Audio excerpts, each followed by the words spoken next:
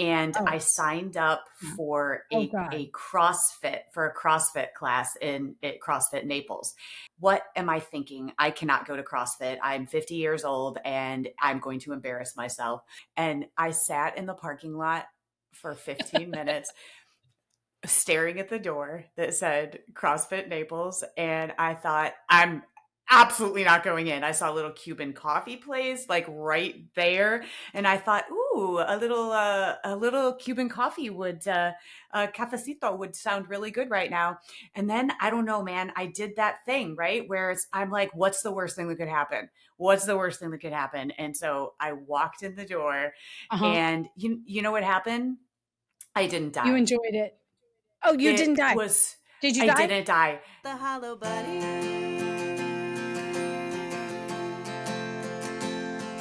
And we all So here, Hollow Bunny listeners, today we're talking, Kristen, you and I have been talking about criticism. And as leaders, I think this is a perfect introduction.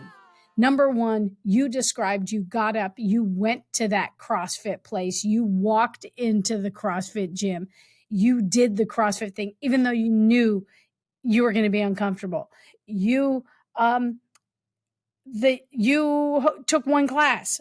You're not going to take like one every day, right? You're going to kind of like ease into it. You're not going to go full MCT or kombucha and take the whole damn thing. So this is funny. This is actually funny that you asked that question, and then we'll really delve into our topic today, which is criticism. But I decided after today, at the end of the class, the Coach Miles, he said, "So what do you think? You want to sign up?" And so I looked at the packages. You know, of course, there's like the 3 days a week, the 5 days a week, and then there's the unlimited. And I said, "Well, I'm really trying to ease into it. I need to see how my body responds." And I said, "I'm not sure which one I should pick." And he said, "Let me ask you a question. Do you plan on, do you plan on trying to be fit and healthy for the rest of your life?" And I said, "Oh, well done, Miles. Well done." Because of course the answer is yes. So, but I was like, listen, I just have to start small. But that's kind of the point here, just baby steps. So I signed up for the 3 times a week, and I will report back on my progress and All let right. you know how it goes. But so let's delve in, because you and I had a conversation. We've had some great guests on as of late, and as always happens, you and I get on the phone and we start chatting. And you and I both were just keynote speakers at a magnificent conference in California. Yes. And you asked me, "Hey, did you get your speaker evaluations back?" Uh-huh. And I said, "Yes, I did." And so you were a little miffed. You had a little edge to you, right? You had just finished reading them. And I said, I've read through mine too. And that's what we decided to talk about today is the whole topic of criticism and how it affects us, Mhm. not only how it's delivered, but how we take it. And here's what I want to say that I think is so funny, especially about this entire thing, is I'm looking at the form right now. So this is the symposium survey form. So 517 people filled out feedback for, and I'm just talking about my session, 517 people. There are 4 bad comments, and I have not been able to fixate on anything else but those 4. Out of 517, there are 4 negative comments, and one I can't even really call a negative comment because someone was mad that my book ran out. They said book sold out. I was not able to purchase an autograph book. I'm very disappointed. So I don't even know if you can call it that one, but No. let's just chat about these, because some of them Let's do it. they're a little hard to read, right? Yeah, little hard to read, right? So here's this thing in leadership. So I thought, okay, bring in RBG, right? And I thought, okay, I'm fragile, not like a flower, like a bomb, right? So I thought, why is it striking me so strongly? And I think part of it is that I had not prepared myself to really dive in and read them. I had like 5 that were, so I exceeded your negative stuff. So, okay, I feel I had probably 5 that were like, didn't really land with me. So why do we fixate on those things, the negatives? Well, part of it is I think as people that step into the arena, and I want you to talk about that. You and I both use the arena as a really important metaphor for how we engage in leadership. And our listeners will know at the other side of this about the arena. The other thing is to uh, if people like our ideas, they like what we do, I think we have a couple of opportunities.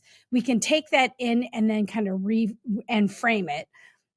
The people that give us criticism, here's an interesting piece about this. In preparation for this, I was watching Masterclass and Malcolm Gladwell popped on and he said, look, you get two kinds of feedback, two kinds of criticism. And I was not looking for freaking anything on criticism. So I think the Google is listening to me or listening to my brain, because how did that pop up? Weird, right? Okay, but I'm listening to this. And Malcolm Gladwell said, hey, with feedback, if you send somebody your writing, like you sent me something recently, and I had an opportunity from a place of respect and admiration and being your kind of one of your wingmen girls. We got to find a term for that. One of your people. You gave me an opportunity to review something of yours and provide feedback to add polish to this already brilliant thing that you had done. And so that gives you an opportunity to take it in, to calibrate with it, to sit with it. You're not going to catastrophize and think, oh my God, this is terrible, but you have an opportunity to adjust.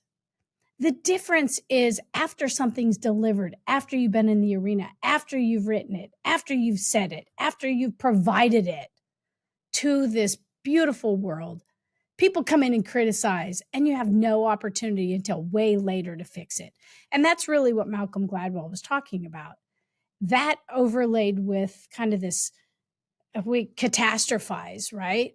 Like, oh, this must have been terrible. These are all really important things. So I think preparing ourselves to receive feedback is one thing, giving ourselves some space. And then what do we do about criticism? And it really, as the advanced piece of all of this for our listeners that are walking, running, treadmilling, driving, whatever, talk about the arena, Kristen. And then what do we do with those few that just like your Apple deal? Can you speak about the Apple and speak about the arena? Let's do this. Yeah, so I love that you brought up the arena, and this is not something that, of course, we've invented. This is from Theodore Roosevelt's famous quote, "The man in the arena." And as it's about being in the arena, and it's about the person who is in there marred with blood, sweat, and tears.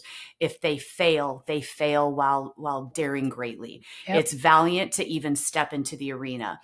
And that notion was then further drilled into me by Brene Brown's book, Daring Greatly, which she titled after Roosevelt's famous quote.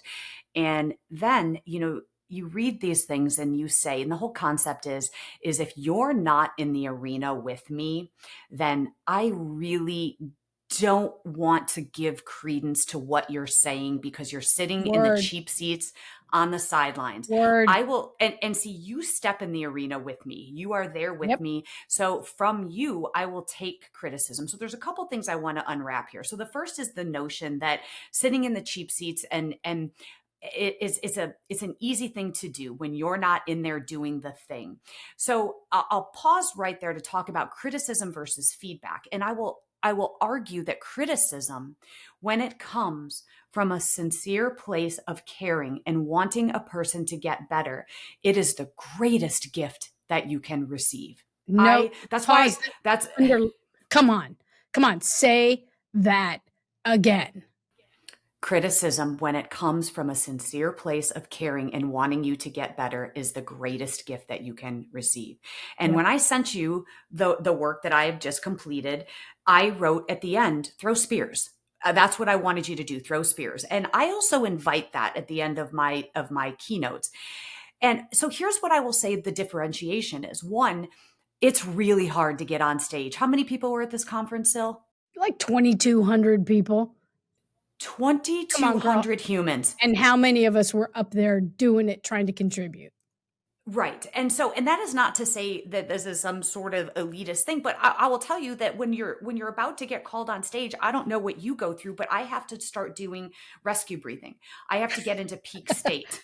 I Yes. have to do the 4-minute inhale, 4-minute hold, 4-minute exhale, because that will slow my heart rate down. Because I'll tell you what, I'm terrified before I walk on that stage. I am scared that I'm going to waste everyone's time. I'm scared that I'm not going to speak in complete sentences. I have this overwhelming fear. And then you have to breathe through it, just like going to CrossFit this morning, sitting in the parking lot, you breathe through it, you get out. So you get on stage. So here's the difference. I expect that not everyone is going to enjoy the talks that we give. Sure. This is why I say you could be the ripest, juiciest apple in the world, and there will still be someone who doesn't like apples.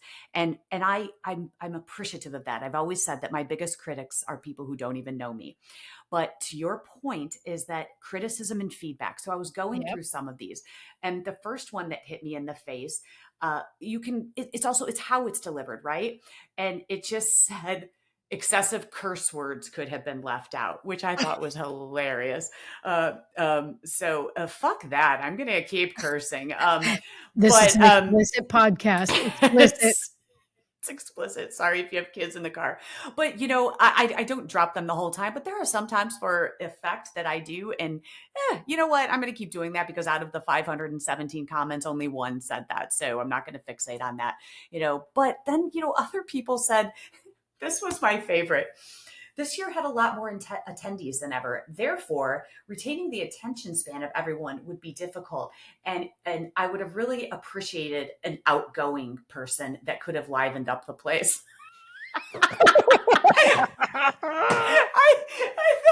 I thought, oh, okay. Well, I will try to be more outgoing. Said no one to Kristen Zeman ever. Ever.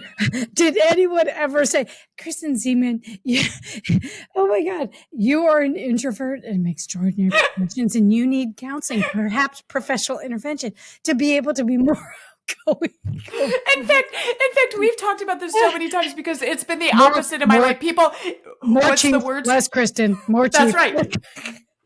That's right. Because I have gotten feedback from my very good friend, Sylvia Moyer, who has said, hey, listen, maybe a little more chief, a little less Kristen. Hey, and the whole tone it down concept. So never has anyone said that I should be more outgoing. So that one, I think that maybe they were smoking something because that is not even a thing, but they wrote it. So you know what? I got to take that into consideration. Here's one of the things I read in Harvard Business Review recently.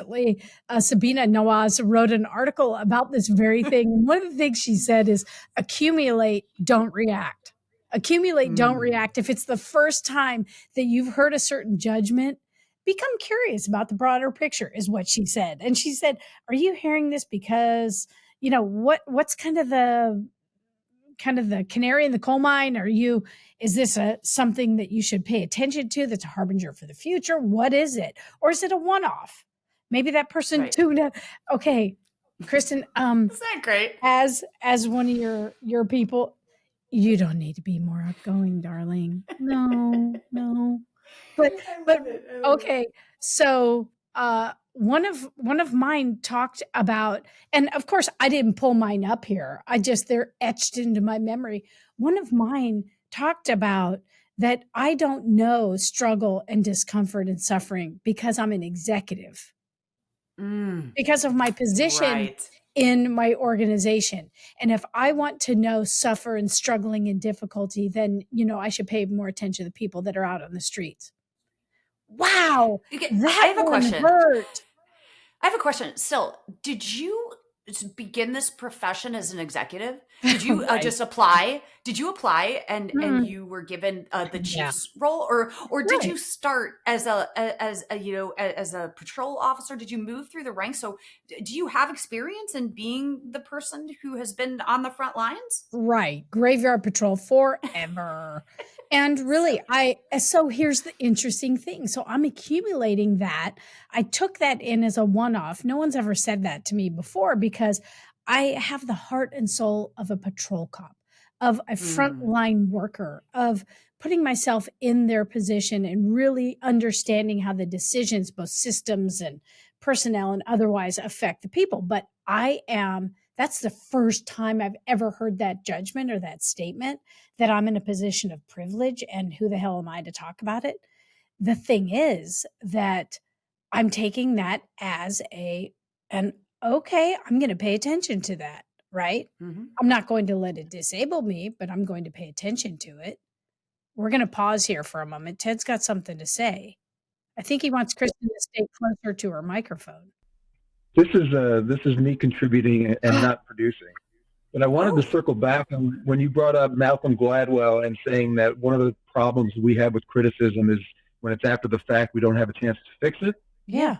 A lot of the criticism we get, and you're talking about some of it now, is criticism that we know is wrong, and yet it still bothers us. So I want to make sure y'all talk about that because I think that's an important part where you will read something like that's way off base, but it still sticks with you. Yeah. That's the hard part. So Wow, Ted. and I love that you brought that up because you're right. We know that it's wrong. And yet that still bothers us. But I'll tell you what, the stuff that's right, as you said, the things I'm going to try to explore, Kernel of I'm truth.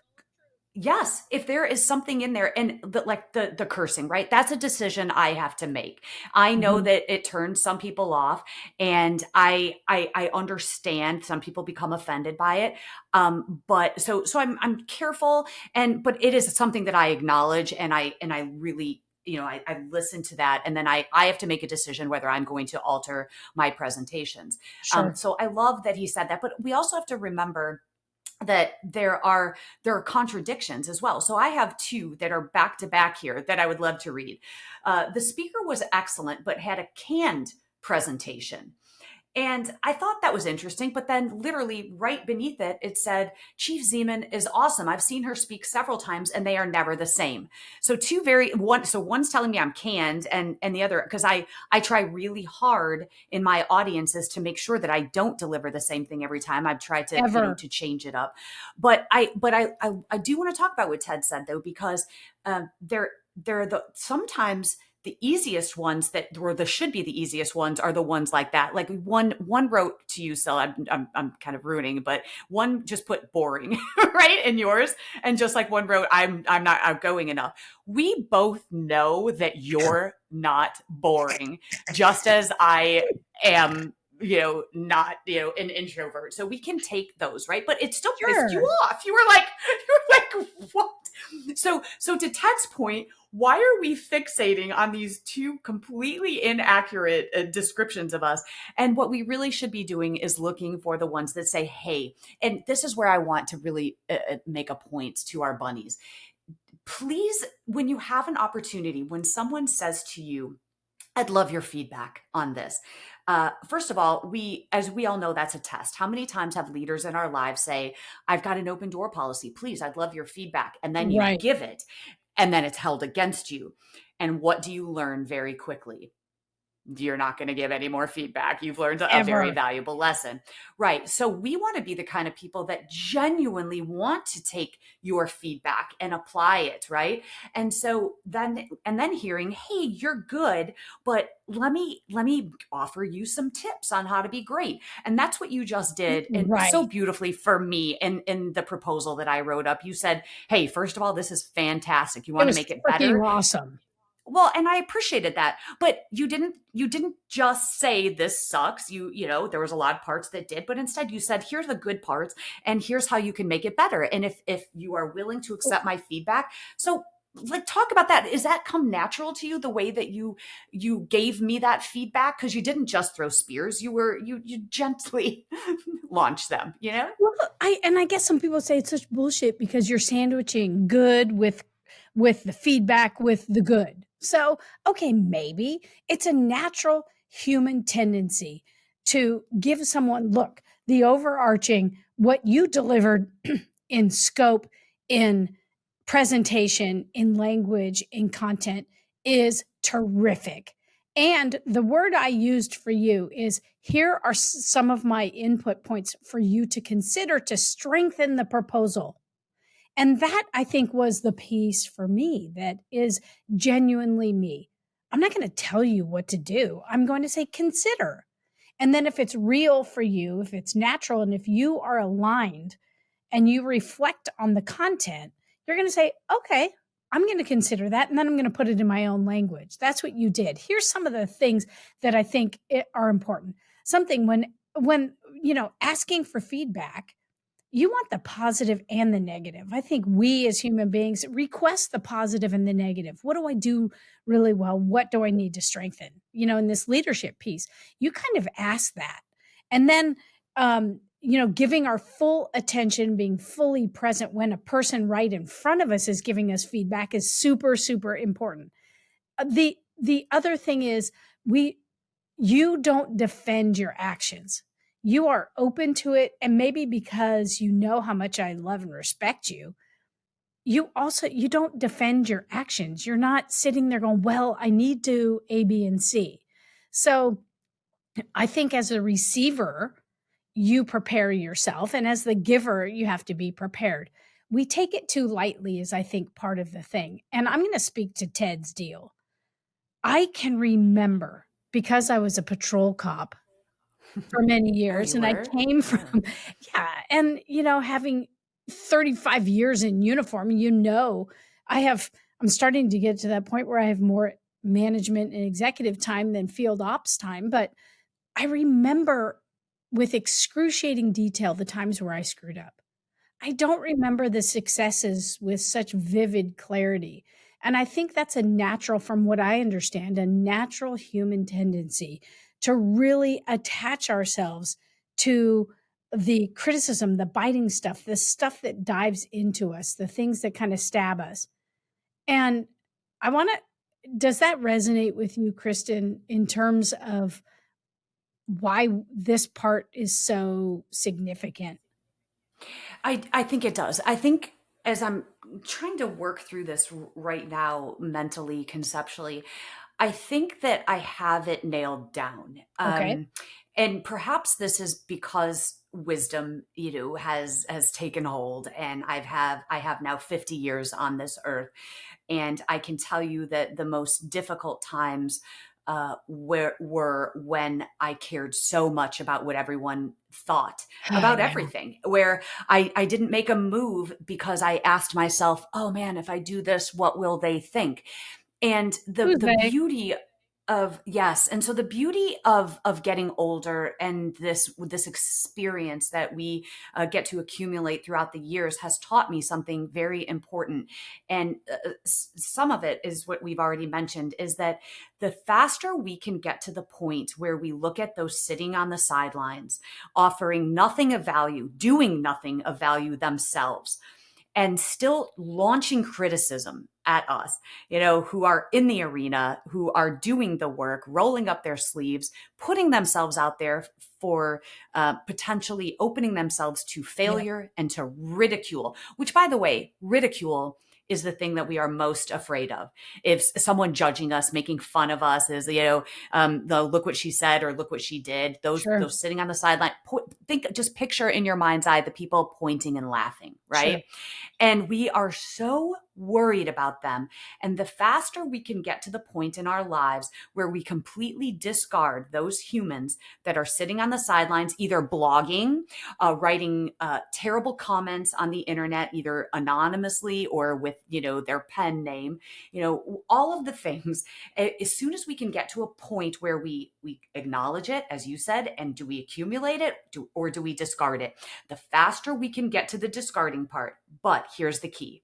It's an exercise. It's always going to True. make us pause. As I read that, I'm like, okay, I guess I have to be more outgoing. Okay, then I stop. I call bullshit. I move on. Please, please, Sorry please for my don't. cursing. Please don't. Oh, that involves Okay, you sitting so on strangers' laps in bars and restaurants. It's super uncomfortable for me. I know. Robe girl, look me in the eyes. Robe girl, that's a whole other story. So what Wow, we have that to was a do good time. That was a great time. But what we have to do, Sil, is we have to create a team of truth Yes. tellers. And those team of truth tellers need to be people. And this is why I love you in my life, because you are one of those people where you can come to me with something. And there have been many times that you can recall where I look at you and say, honey, do you want me to tell you what you want to hear, or do you want me to tell you the truth? And there are times for all of us when, you know Right. what, I'm going to sit with that for a minute. And you know what, just tell me what I want to hear right now. Okay, I got you. But as we all know, we come around and we go, okay, I'm ready to hear. And so I think what we need to do is find that team of truth tellers. And these people are gold. These, as you know, I call them my theys, my personal board of directors, the people Mhm. who care about you and want you to succeed, not the people that put their thumb on you, but the people that genuinely want to see you succeed and they care enough about you to call you on your bullshit. Those are your truth tellers. And I have to believe that we can all get to a point where all of the other people pointing and laughing or criticizing or ridiculing, that's just noise. And the faster we can learn to block that out, the better off we will be. Kristen, preach, sister. So first of all, you are an elixir for my soul. So thank you. Here's a couple things for our listeners. We as leaders are putting ourselves in the arena. Just kind of doing a recappy thing here, right? We are in the arena. When we receive feedback, we have to be prepared for it. We have to listen. I really believe that this is the distinguishing characteristic for me, is that I stopped reacting to it. And how did I stop reacting to it? I stopped reacting because I have committed to a mindfulness practice. This is what distinguished me when I became a manager and an executive. When I really dove into meditation as a pathway to mindfulness, to notice what comes up for me and respond versus react and just let it unfold. This kind of soothed my soul to I call it those are the punctures, the spears, the people attacking that aren't in the arena, the judgments, the ridicule, all that ugliness. Let's go, thank you. I notice it, I take note of it, and I move on. If I accumulate that same judgment a few times, I'll pull that previous judgment out and then I'll attach the new, and then I will really take stock. And I think that is one of the the distinguishing characteristics of the evolution from kind of knowing to this place of wisdom, is having all of the experiences of all of what we've described: feedback, criticism, ridicule, all this bullshit from people who aren't even in the work. Is the practice for me became mindfulness. And I just go, thank you. But that doesn't mean every once in a while I go, are you fucking kidding me? Are you fucking kidding me? I've never been called boring ever in any arena in my life. Hey, you've never been told you need to be more outgoing ever. Like, So, ever. okay, so we take that one and we put it in that little bag. I have a bag, put it over there. But if I get 2 or 3 that are in the same kind of category, I'll pull that thing out and look. So I think accumulate, don't react is a really important lesson. And then, hell, Kristen, I am not gonna catastrophize this. I'm sure you're not gonna catastrophize it. Okay, we got a handful. We're spending an entire podcast talking about this because it generated something for us that we think folks need to hear. I also have to say, boy, as a chief of police, I received some doozies. We had the Uber autonomous vehicle fatal collision with a pedestrian. I received tens of thousands of emails. That's the first place. Okay, listeners, I'm about to say something really explicit as a quote of an email that I received. So cover your children's ears. So somebody said, you're the chief of police, and you allowed these Uber autonomous vehicles to be tested in your city, and you compromise safety. Eat a bag of dicks. I thought, what does that mean? I had never heard that before. And then someone told me to eat a buffet of dicks. So, I prefer that. Yeah, a buffet. Yeah. well, Hmm. uh, I'm going to admit it. I had to bring it to some people. Go, what does this mean? Is this mean? So I was schooled on the contemporary insults of the day. That's a But great burn. That's a It great is? burn. I support that. Yeah, that's a eat a bag. Yeah, I support that. You It's a great do? burn. Not for you, of course. But Okay. if you're going to launch something, Okay. eat a bag of dicks is kind of yeah. That's hardy. That's a hardy burn. I appreciate that. Is it more hearty than a buffet?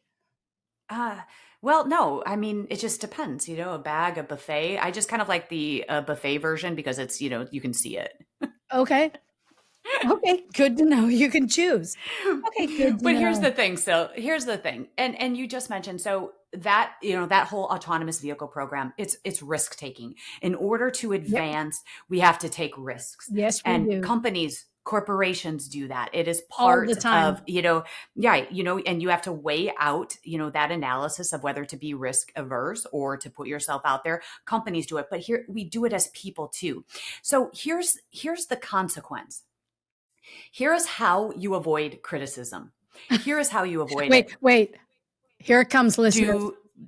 Listen, sit down, everyone. This is how to avoid criticism. Do nothing. Just do nothing. If you do absolutely nothing, you never put yourself out there, then you will avoid criticism. So just keep that in mind is that, standing on a stage in front of 2,200 people, or walking into, whatever situation that you are afraid to walk into, like I was so scared to walk into CrossFit this morning, to avoid ridicule, do nothing. And by the way, Mhm. let me also point out something very, very important here.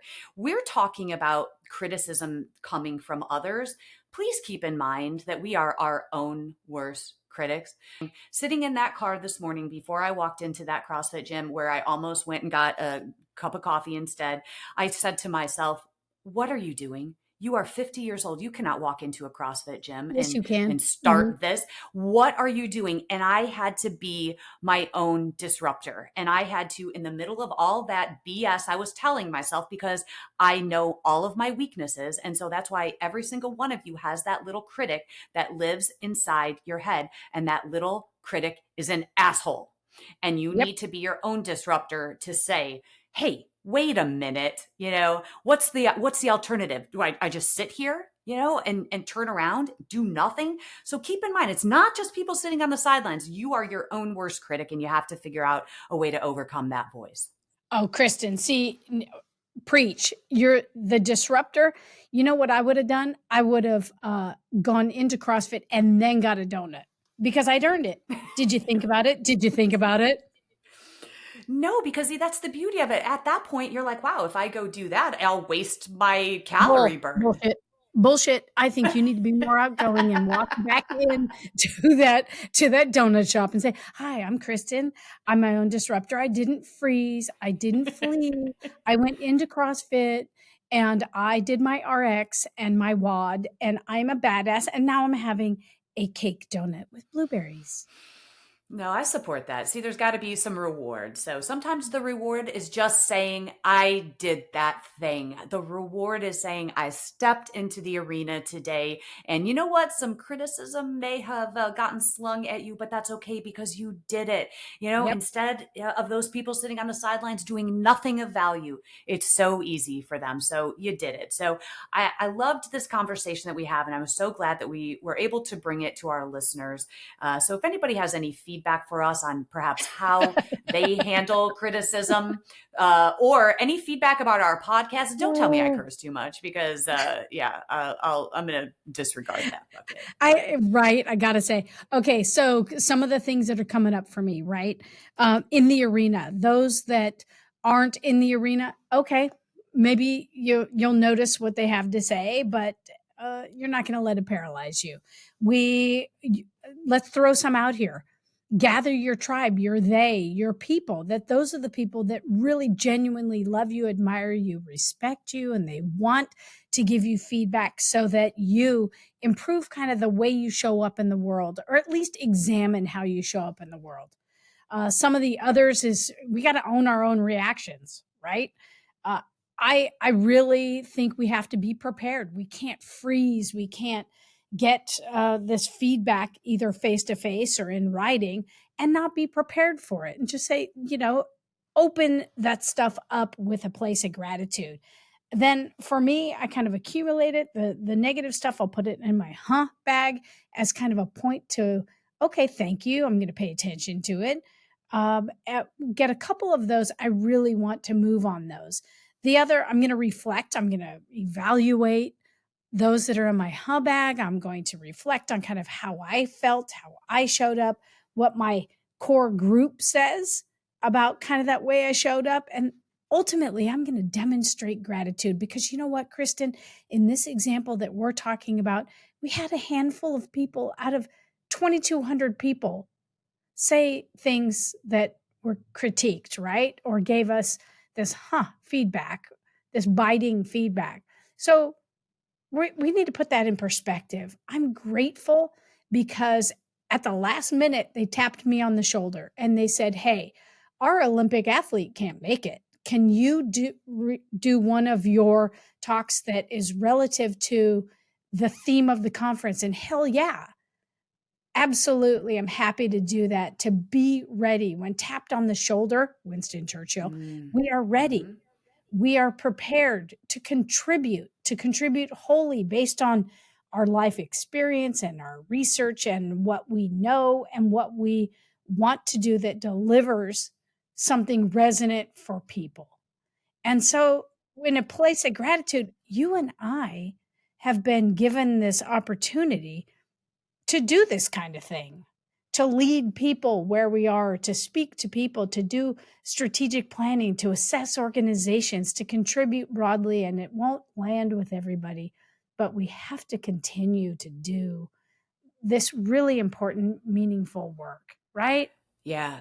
And the lesson that has come up for me is that the more that you invite feedback into your life, Oh, the easier it is to accept it. So if you haven't done that in some area of your life where you maybe your organization, if you are leading an organization or even amongst your peers, hey, how am I doing?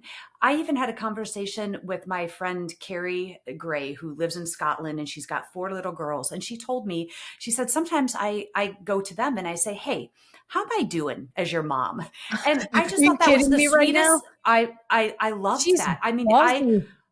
I loved that so much. So parents, think about that too, is, hey, is there anything that I could be better at? How am I doing? So, and then be open to the feedback that comes your way. Now, those on the other side of that who are given, that opportunity, also be gentle with it. Is what an opportunity and what a responsibility to say, wow, thank you for asking me. And here, be honest and in a way that's not cutting, to say that you're good and here's how you can get better. And I would love to give you some suggestions on how to get better. And remember that both are a gift. So please just go out there and seek it. And it becomes easier to take. And then, be the person who can deliver it with love and Yep. care.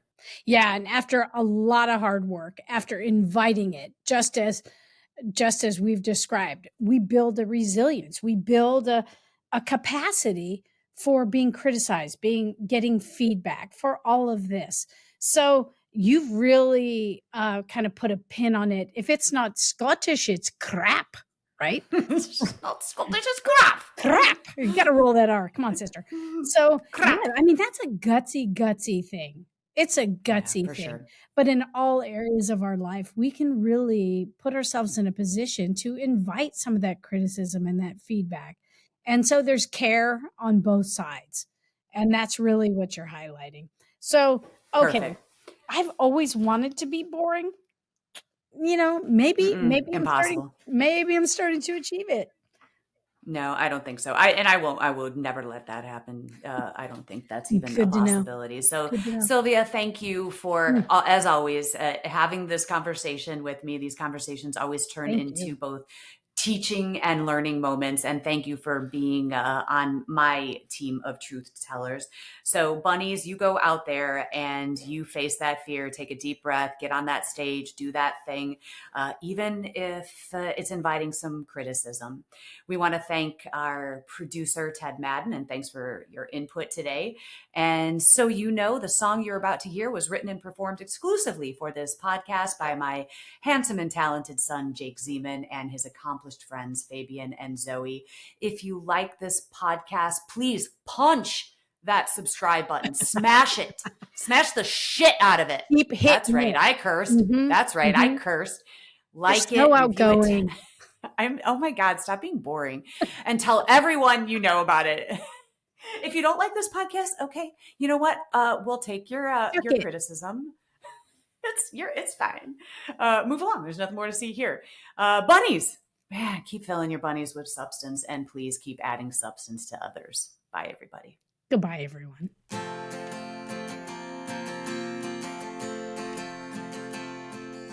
When you look inside, what do you find?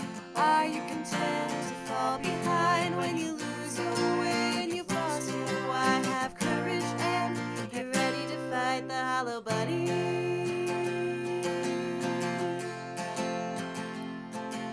When the way ahead is covered in smoke and you're tired and you're scared and you're losing hope, you'll open your heart and your eyes to see a challenge and a question. Why not me? To fight the hollow bunny.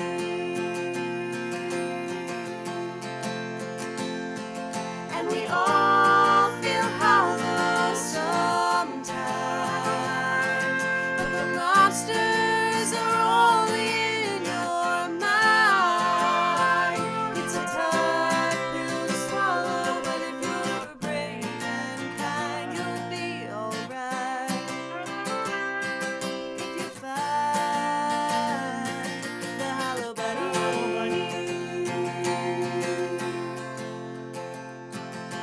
When the challenge ahead scares you to death, you tame the imposter inside instead. To change the world, you've got to start small. It takes a leader to say, I don't know it all.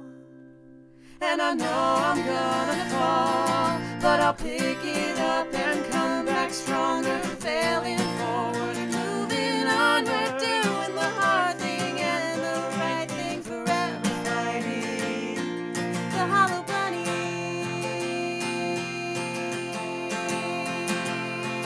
And we all feel hollow sometimes, but the monsters are only in your mind. It's a tough pill to swallow, but if you're brave and kind, you'll be alright. If you fight the hollow bunny.